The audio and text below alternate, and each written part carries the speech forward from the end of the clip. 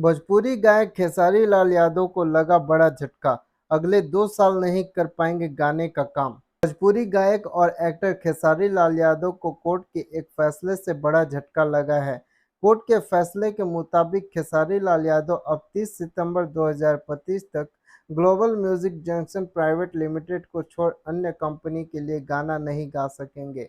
दरअसल पूरा मामला 2021 का है। इस दौरान खेसारी लाल यादव ने ग्लोबल म्यूजिक जंक्शन कंपनी के साथ एक कॉन्ट्रैक्ट साइन किया था, जिसके तहत उन्हें 200 गाने 30 महीने के अंदर कंपनी के लिए गाने थे।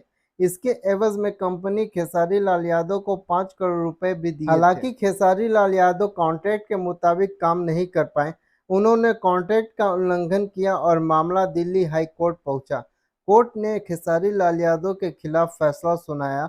अब 2 साल तक खेसारी लाल यादव को सिर्फ ग्लोबल म्यूजिक जंक्शन कंपनी के लिए ही गाना रिकॉर्ड करना पड़ेगा।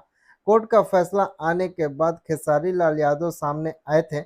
उन्होंने कहा कि मैं कम पढ़ा लिखा होने की वजह से एग्रीमेंट समझ नहीं पाया और इस पर साइन कर दिया। एग्रीमेंट अंग्रेजी में था।